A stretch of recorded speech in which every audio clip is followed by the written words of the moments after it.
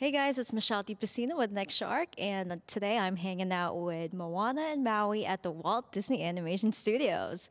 Well, why don't you guys come join me and let's go see how far we'll go. So first off, I wanted to say congratulations. I think just the first 30 minutes of the film, I already fell in love with it. I think Moana alone just means a lot to me. When it first came out, in 2016, I was just starting college then, so I feel like I grew up with Moana as she transitioned into like adulthood in a way. It's like Moana stepping into her role as a leader, and that transition can be pretty difficult. So that's a lot, sorry. That's great.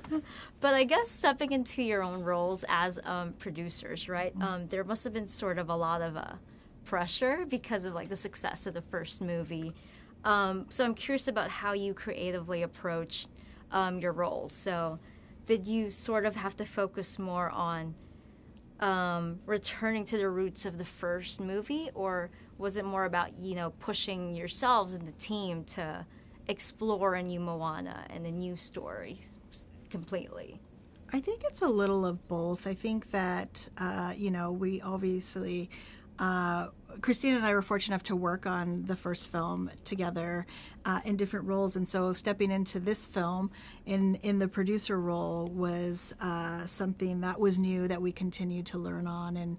And it's one of those moments, probably similar to what you were mentioning of like, we had this experience on the first film, and coming into the second film, we are in completely different spaces in our lives, in our jobs. And so it was, stepping into it. I think story-wise, we wanted to pull, we are continuing her story, and we wanted to pull from the original story, but also kind of find out where we go. I don't know where, when we stepped into this role, we didn't know where we would end up and how it would all be. So it's a mix of both, I think. Yeah, I think similarly. I think we just wanted to make sure that we really earned the continuation of a Moana story. I mean, the themes that really this film delves into is like evolution of self and really connection too. And I think for us as producers, as Yvette said, we were in such different places in our lives when the movie came out in 2016, and I just feel very fortunate that we're now in this space where we can continue to kind of evolve and also connect with ourselves and then also each other. And it's such a collaborative place in terms of animation, so just really embodying that. I mean, I didn't work on the first film, Yeah. but I was a fan, huge fan from the start, from the moment I first saw the first film. And so, I don't think we spend a lot of time thinking about the outside perspective of it. We love Moana and really set out to tell a story that is true to who she is in the first film and to build on that, because the first film is beloved. We love it. And we're not trying to reinvent the wheel in a sequel. We are trying to set this heroine that we love on a new adventure, push her to new limits, make her go beyond, you know what I'm saying? It's really about expanding and continued evolution and growth as we grow up and make new decisions, rather than trying to make her into something that she isn't. I mean, for me, I want to tell an incredible story, and I think we always hold all of ourselves to that very high standard at Disney Animation. And so I think every day we come to work and we all had each other to be a check on making sure that we were telling the best story. We wanted to make sure that we were telling a story that that honored the first film, honestly, and the relationships and the character growth that was already happened in that first film, and then to go forward from that. So that was the real key for us to figure out. So where Moana ended on the first film and where she had to go, that was really the jumping off point for us on Moana 2. Yeah, I mean, for me, working on the first film, part of my ancestry comes from Samoa, and so working on the first film opened my eyes to kind of the greatness of the people of the Pacific, how incredible they were at navigating the indigenous genius that it took to find all these islands. And I was so moved by that. It did fundamentally kind of change me, and I grew because of that. And your hair grew because and my of that. hair grew. and I love that, even kind of like a middle-aged man can realize at a certain point that we are always choosing who we are. That and so that became one of the integral themes of Moana's continuing story. Yeah, I think that's a journey that's universal, though. Like, my mom said something to me, and this was early on in the making of this film, where she told me she's felt like she lived several different lives, and I was like, oh, that's such an interesting idea that like you can actually be the same person, but as you go through different stages of your life, you find out more about yourself, and that's definitely something we integrated into the story of Moana. How do you balance, like the creative demands of the artists, the directors, with the cultural trust, and trying to ensure that Moana 2, inspired by the Polynesian culture, is told accurately?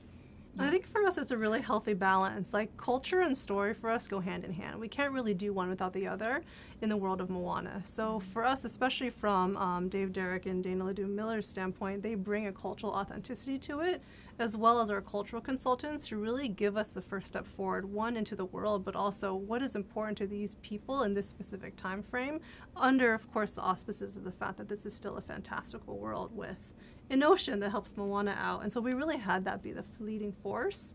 And then, of course, that balanced up with the storytelling piece of making a sequel.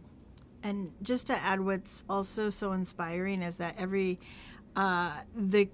working with our cultural trust has been great, but the crew as a whole takes on that responsibility of representing this community. And even some people may not be from the community, but they really feel that responsibility, and it's important to everyone. It's not just something, it's not a mandate that anyone has.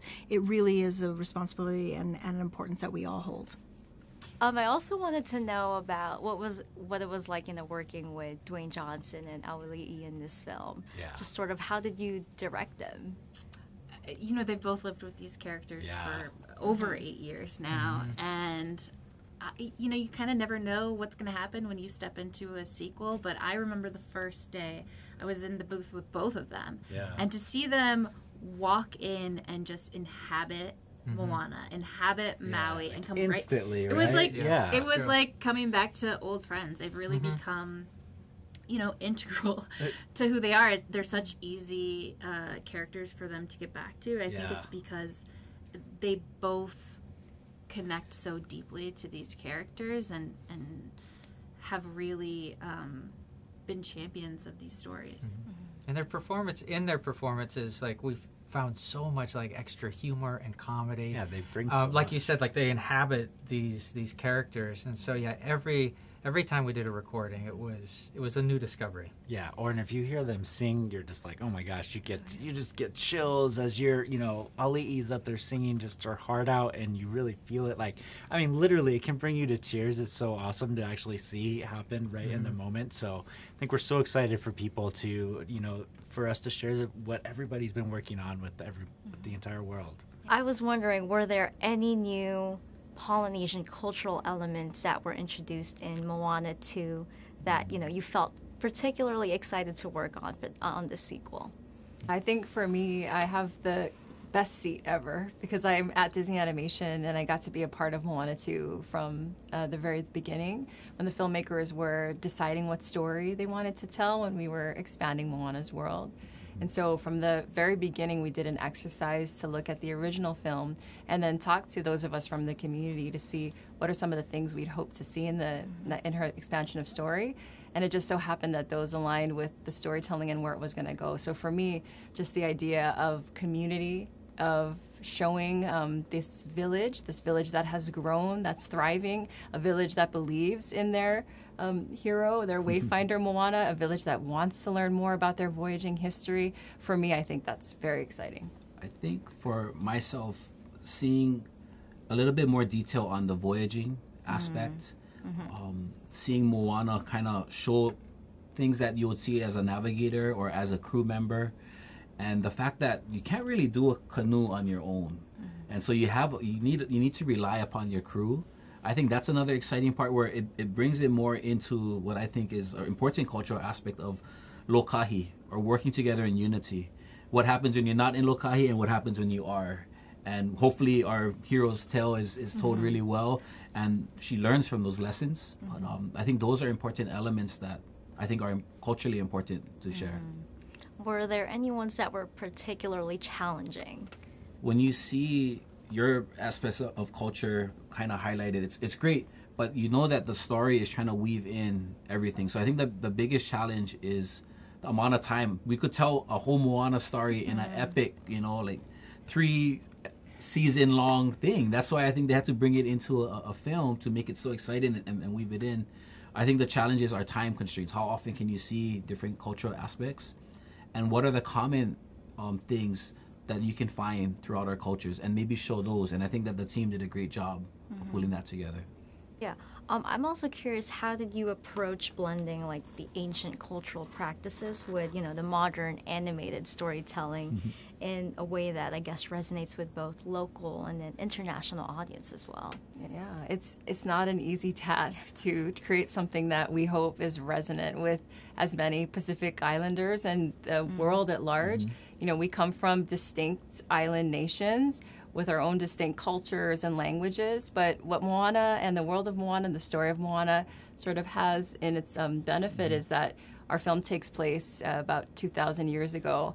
And so historically, we're tracking history of when anthropologists believe Polynesians, specifically today, might have been back then. So we utilize that to help us build the framework for our cultural work. We lean heavily in the areas that anthropologists believe that Pacific Islanders were in Western Polynesia, but then we also weave in elements from Eastern Polynesia and other parts of our cultures, also from the wider Pacific, and we hope that audiences will see those nods, even if they're a little bit more subtle than others. Our cultures never stop evolving, right? It never ever stops. So even today, as a Hawaiian culture practitioner, we're evolving it. We're trying to keep some of the tenets and the important elements of traditional knowledge and practices and bring it forth today. And so when you have a film like Moana that's weaving together multiple cultures, but showing the ancient as well as a little bit of modern to tell it today, to me, it shows the evolution of storytelling, right? To me, Moana is a continuation of how we told stories before. We told stories orally. We would tell a great tale, or we would dance a particular dance or chant a particular chant that told of a sea arrival. Where Moana 2 is an adaptation of that storytelling method, creating this platform using animation, media, music, sound to tell our stories. And so when you have a film like that, you get to see how they all kind of come together and that our cultures are constantly evolving, but we're trying our best to maintain the integrity. And so they feel appropriate and right, but at the same time they can be connecting to the modern audience who's viewing it today. I guess as my last question, what does Moana mean to you personally, and what's the legacy you'd like to leave behind with Moana 2? I think, to me, Moana is, personally, I think of her and I think of growth. I think of the experience that she had in the first film, and then coming into the second film, and how much she continues to grow and evolve. And it's a constant reminder that we as people continue to grow and evolve. Yeah, I think same for me too. I think Moana as a Disney character is daring and yet vulnerable, and goofy and yet passionate. I think her balance and her always owning herself and constantly evolving is always an inspiration to me. I will say, I want people to go and enjoy this movie. As much fun as we've had making it, I think on screen people will love to be back with our favorite characters and to be introduced to a whole new set of characters and a whole new world. I hope people have the best time at this movie. Me too. Me too. It really is an epic adventure that's full of so much heart, and people are meant to be entertained and moved and go on a new journey with an old friend. Yep. I think for me, it's a continuation of the original film as well. Moana 2, Moana has to get really, really in touch with who she is and what it means to grow as a human, as a young woman, and as a Polynesian or a Pacific Island person. So for me, it's just about being able to go within, finding calm in the storm, and then allowing yourself to evolve. Yeah, I really hope every person who watches this gets inspired to learn their language, to learn their culture, and to find their unique ways of applying it into their daily lives. Moana just shows how awesome that can be as a young leader, figuring that out, being strong, being confident in who she is, and then going out and doing amazing things. I feel that there's a recipe there for all of us to kind of follow, and that we should take the time to learn our language. We should take the time to learn our culture. We should understand the places that we're from or where we're at currently. Because to me, that knowledge gives you the ability to do anything you want anywhere you go. And so hoping that some of those elements can pull through and be a part of the legacy of Moana too. Wow, yeah, thank you so much.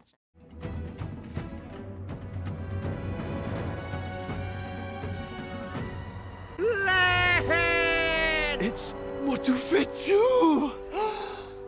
We found it! Really quickly. Do I hear people? That's no island. And those aren't people. Kaka?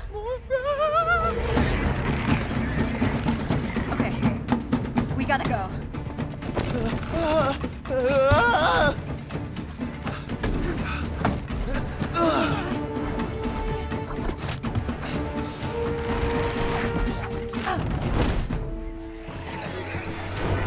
This is so embarrassing. A farmer murdered by coconuts.